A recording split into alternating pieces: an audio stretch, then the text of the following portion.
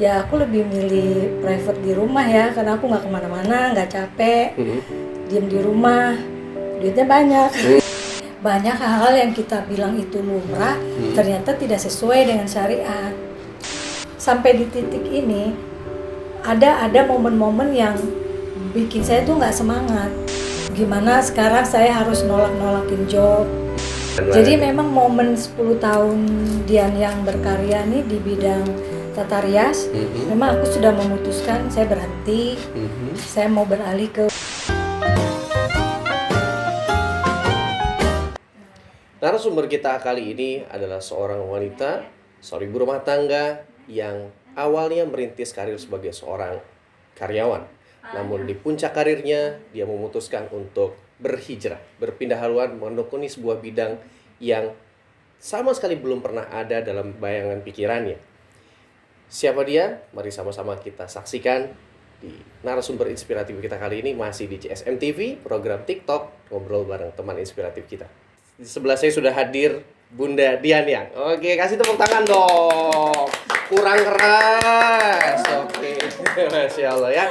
Nah, gimana kabarnya Bunda Dian Yang nih? Kabar baik, alhamdulillah, terima kasih sudah diundang di podcast ini. Alhamdulillah. Ini kayaknya yang pertama aku okein deh podcastnya. Oh, alhamdulillah ya. Jadwal beliau ini, Masya Allah ya, soal privat make up gitu ya, rias ya, itu banyak. Dan alhamdulillah, makasih banyak nih udah bersedia diundang di podcast CSM TV, program TikTok. Dan kali ini kayaknya ngobrol-ngobrol aja, santai aja nih, Bun ya. Boleh. Ini mohon maaf nih kalau kadang-kadang manggil Bunda, kadang-kadang manggil Mami nih ya. Iya, Rizal nih kadang manggil aku Mami dari kecil. Dari kecil, ketahuan dong gue. Oke. Kesannya gue udah tua banget. Oke. Nah, ngomong-ngomong teman-teman sekalian, saya kenal sama Bunda Dian yang ini sekitar tahun 2012-2013 ya. Di awal beliau merintis puncak karir sebagai seorang make up artist ya.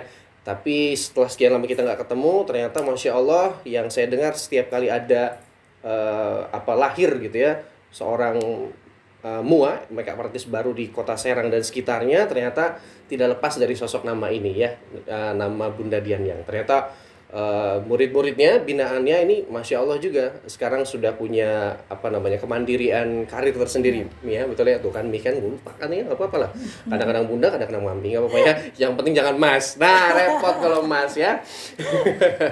Nah, oke. Jadi kalau boleh cerita deh Bun ya, jadi udah cukup lama nih Rizal nih nggak ketemu sama Bunda Dian Yang. Kalau boleh tahu sekarang kesibukannya apa aja nih?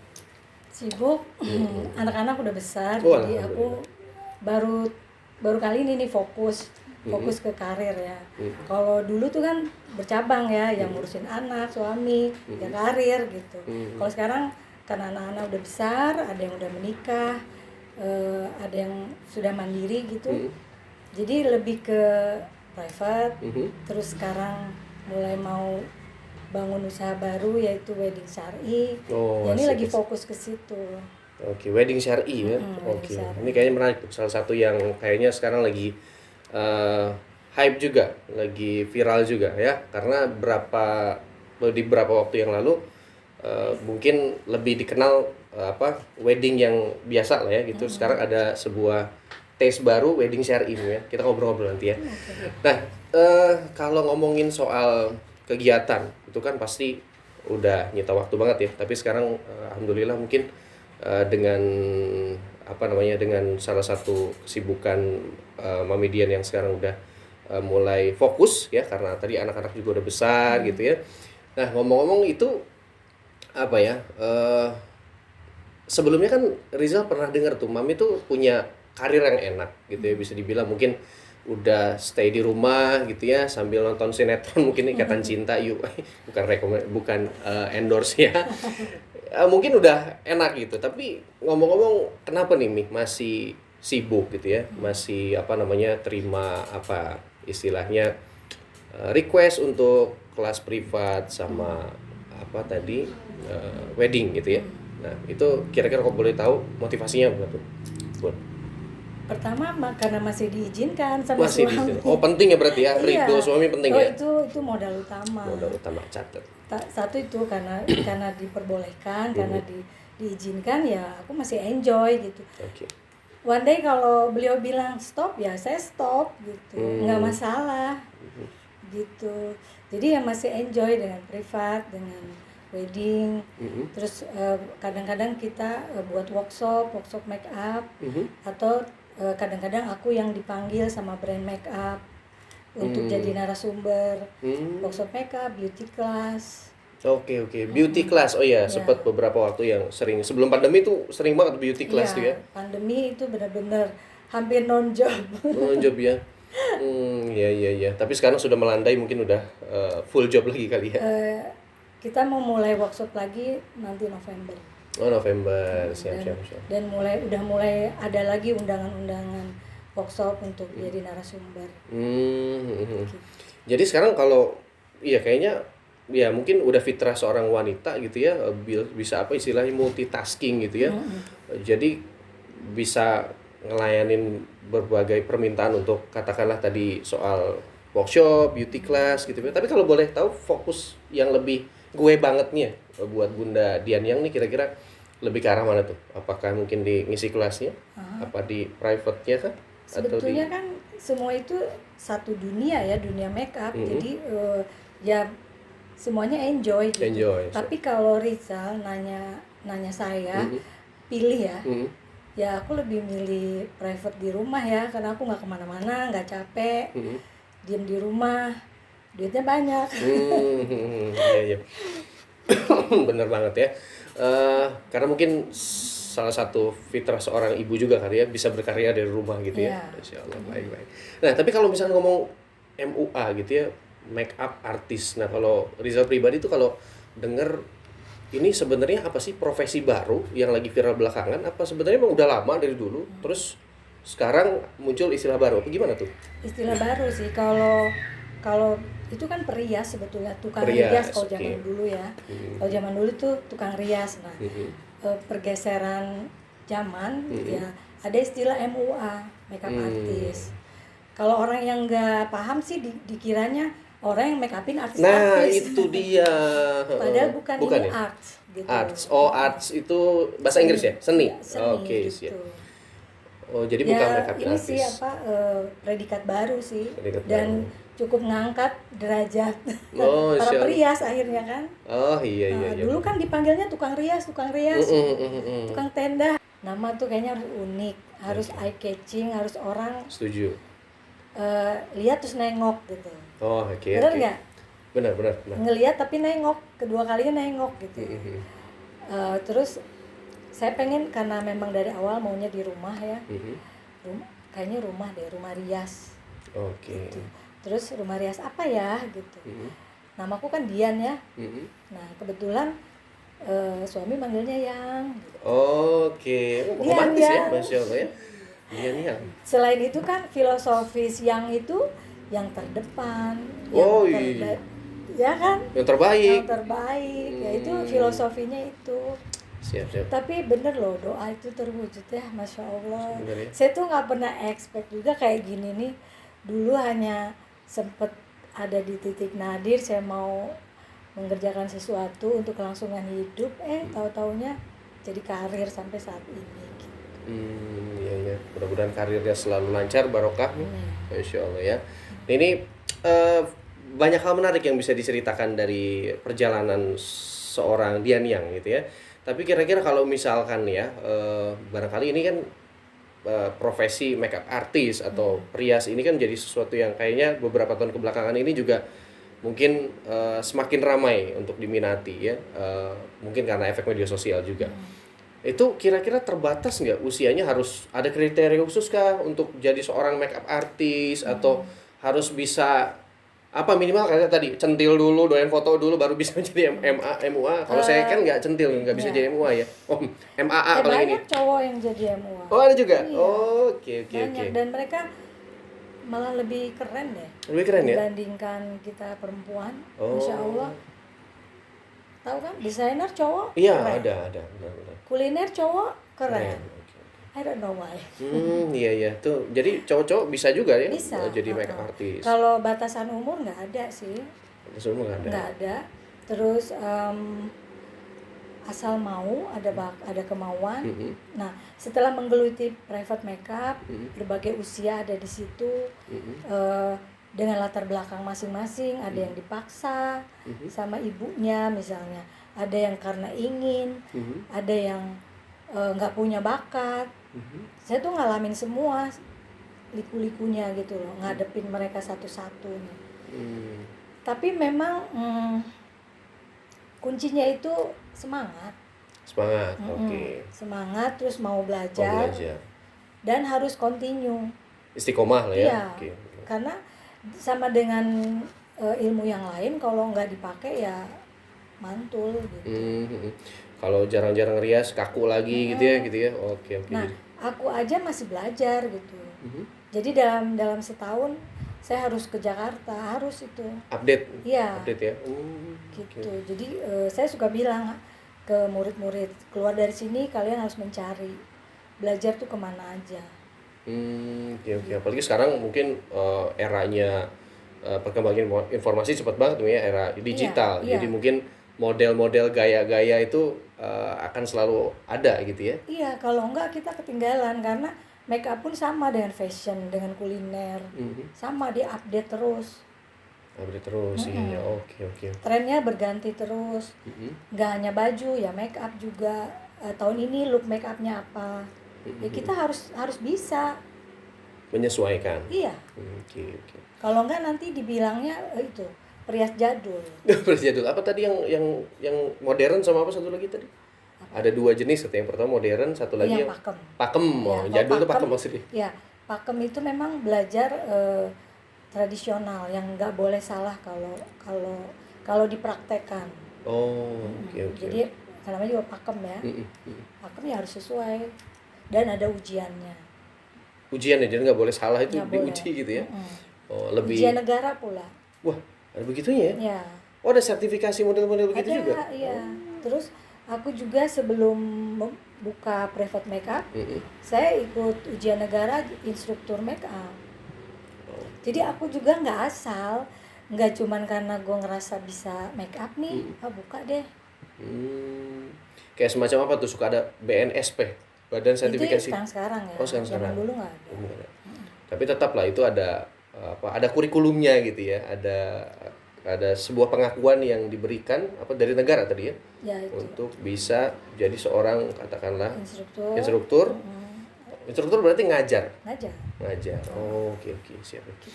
Ya nggak sekedar asal-asalan tuh ya. Makanya kalau lihat Instagram tuh, aku kalau ngeliat Instagram tuh nih, yang before after gitu ya, sebelum dandanin setelah dandanin, kok bisa begitu ya. Jadi ternyata tidak cuma kamera Photoshop yang bisa merubah kecantikan ketampanan seseorang, ternyata pakai atas polesan makeup artist juga bisa makin wow gitu ya. Ya, karena semua ada tekniknya kan. Ada tekniknya, ada triknya. Gimana hidung pesek bisa mancung, gimana bisa tuh, yang bulat jadi kotak, bulat jadi lonjong, itu ada tekniknya semua. Ada teknik kayak Photoshop ya. Makanya banyak tekniknya. Before afternya bisa wow banget gitu. Oke. Wah, seru juga nih kalau bisa begitu ya. Ternyata nggak mesti dioperasi plastik ya. Nggak. Cukup datengin makeup artis saja, wajahnya bisa dirombak. Wah, yang udah sampai juga konten sekarang selalu seru kalau ngobrol dengan pembicara kita. Ya tentu seperti judul konten ini adalah ngobrol bareng teman inspiratif kita. Nah, tapi yang mungkin teman-teman penasaran, saya juga penasaran dari tadi, dari seorang Bunda Dian yang ini, awalnya kan berkarir sebagai seorang makeup artist profesional, sebagai konvensional. Tapi akhirnya beliau memutuskan untuk shifting ke wedding syar'i gitu ya. Nah, itu kayaknya menarik untuk kita obrolin tuh, Bun ya. Jadi kenapa akhirnya memilih itu? Kalau tadi kan bicaranya ada beberapa momentum perubahan itu diawali dengan sebuah peristiwa. Ya. Mungkin yang wedding syar'i juga mungkin ada latar belakang ceritanya kenapa akhirnya Bunda shifting ke situ. Kalau boleh ceritain, seru nih kayaknya, Bu. Ya, sebetulnya banyak faktor yang melatar belakangi kenapa akhirnya yang orang bilang hijrah itu ya. Kenapa sampai hijrah dari wedding yang umum sampai ke wedding syar'i. Faktor pertama pasti dari diri sendiri ya. Secara spiritual. Yang namanya ngaji, mengkaji, alhamdulillah nggak pernah ditinggalkan. Jadi sesibuk apapun masih gitu. Dan harus. Catat. Ngaji. Kemudian sepertinya ini ada dari faktor anak-anak juga. Sebetulnya mungkin ini tabungan saya yang dulu berlelah-lelah supaya anak-anak itu soleha. Nah, kan anak-anak di pondok. Oh, di pondok. Okay. Secara memang tujuan saya anak-anak di pondok itu bahwa saya bilang ke anak-anak, ilmu agama ibu itu sangat minim. Jadi kamu harus lebih pintar. Nah, waktu berlalu anak-anak besar, pemahaman agamanya lebih banyak dari saya, akhirnya kasih masukan. Oke. Gitu. Ini loh Bu, misalnya gini, Bu, hati-hati loh tabaruj. Yang awalnya saya nggak tahu. Iya. Akhirnya apa itu tabaruj? Nah, ngomong tabaruj, maaf Bu. Ya. Takut nggak ada yang nggak tahu nih tabaruj nih. Boleh cerita sedikit tabaruj? Jadi berhias. Jadi berhias diniatkan untuk orang lain misalnya, yang bukan muhrim kita, atau berhias yang berlebihan. Ya, itu salah satu yang bikin oh iya ya. Lalu ada lagi, ibu hati-hati loh, pokoknya momennya pas wedding anak sih sebetulnya. Wedding. Momen anak-anak aku yang nomor 1, 2 itu kan sudah menikah. Nah, yang saya kebetulan klienku adalah anakku.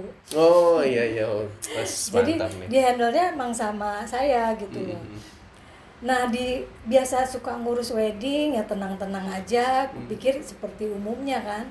Tiba-tiba di perjalanan saat ngurus, mereka request, ibu nggak boleh ini, ibu jangan ini. Itu sebetulnya. Nah, seperti contoh lempar bunga, sebenarnya itu banyak. Jadi setelah dipelajari, banyak hal-hal yang kita bilang itu lumrah, ternyata tidak sesuai dengan syariat. Itu kan budayanya non muslim. Kenapa kita harus menduplikasi? Gitu. Terus ada secara menyerupai agama lain itu apa namanya? Tasabuh. Banyak sekali setelah saya pelajari. Banyak kayaknya nggak usah dijabarin satu-satu. Jadi ada beberapa hal yang umum tapi dianggapnya sudah biasa gitu ya. Gitu. Oke. Nah, ini kan sebuah pilihan. Ini hak saya untuk memilih. Sepakat. Gitu kan. Lalu saya yakini ini benar. Oke. Sebenarnya itu yang melatar belakangi. Akhirnya mulai diterapkan di wedding anak. Tidak ada ritual ini. Oke. Itu anak pertama tuh. Masih agak longgar. Anak kedua itu baru saklek. Oke. Gimana? Lebih sakleknya gimana contohnya? Gini, pelaminan tempat duduk dipisah, tidak ada ikhtilat, tidak ada bercampur baur. Pintu masuk mulai dipisah. Ini untuk ahwat ihwan. Itu kan buat saya itu hal baru yang saya baru tahu, tapi masya Allah gitu. Ternyata ya merinding juga. Betapa saya di yang lalu itu seperti apa gitu. Oke. Itu kemudian dipisah. Lalu kalau perlu pelaminan pun dipisah. Dan ada hijab antara laki-laki dan perempuan. Banyak ternyata. Ya, syariat itu ternyata sudah mengatur sedemikian rupa sehingga rapih. Gitu. Iya ya. Jangan sampai malah tamu ketemu tamu CLBK gitu. Wallahu alam ya. Tapi ya itu tidak ada ikhtilat, tidak tabarut, tidak ada musik. Tidak ada pre-wedding. Nah, tapi memang sampai di titik ini ada momen-momen yang bikin saya tuh nggak semangat. Kayak gini, ada klien mau pre-wedding. Saya tuh antara mau nerima sama enggak. Jadi kalau ditarik, diurut, seperti Allah tuh mau, jangan loh. Nah akhirnya saya ada di titik ini gitu. Pasti nggak mudah tuh ya, bisa sampai ke pilihan itu kan nggak mudah pasti. Iya. Gimana sekarang saya harus nolakin job. Lalu gimana saya harus bekerja keras dari sisi marketing, bahwa ini loh saya sudah rubah konsep. Berapa calon pengantin yang akhirnya menolak ketika ketika tahu saya udah berubah konsep ke wedding syari, akhirnya batal. Itu salah satu yang harus saya hadapi. Tapi memang sudah aku sadari dari awal bahwa akan menemukan hal ini.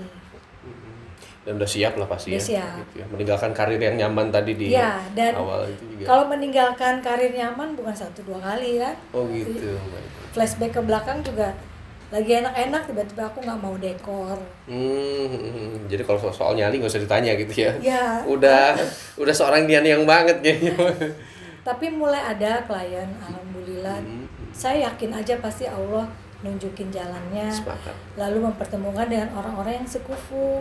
Wah iya menarik sekufu ya. Jadi memang yang saya butuhkan itu sekarang. Kebetulan nanti mulai mau dibentuk lagi manajemennya. Manajemen syar'inya mau diseriuskan.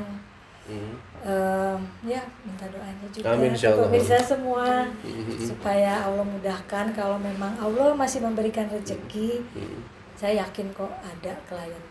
Amin insyaallah. Ya seperti kata-kata Mas Dewa Eka Prayoga, setiap produk ada jodohnya katanya Bun ya. Kalau produkmu belum diterima, belum laku, artinya bukan sebenarnya nggak laku, tapi mungkin edukasi kita, marketing kita masih belum dipahami sama audiens, sama calon customer gitu ya. Jadi kali ini juga saya seperti balik ke nol lagi. Harus belajar marketingnya, harus melihat pasar. Kalau wedding umum kan kita nggak perlu gembar-gembor ya orang datang. Gitu. Iya. Kalau wedding syari ternyata tidak semudah itu. Harus memang yang sekufu, yang sepemahaman, seprinsip, baru tuh bisa terlaksana gitu. Oke, I see.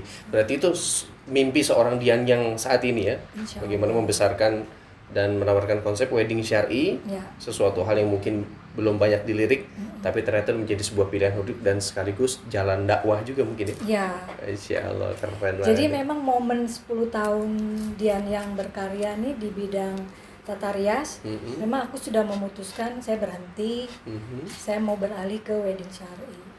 Masya Allah, keren-keren ya. Sebuah keputusan yang ini pastinya nggak mudah, tantangannya pasti juga nggak sedikit. Tapi memang itulah sebuah pilihan, konsekuensi dari sebuah pilihan. Dan memang ini bicara hak pribadi ya, Bun ya. Setiap orang berhak memilih di antara sekian banyak pilihan. Ya. Nah, teman-teman sekalian, seru banget dan tentunya nggak cukup dibahas di durasi yang barangkali tidak seberapa ini.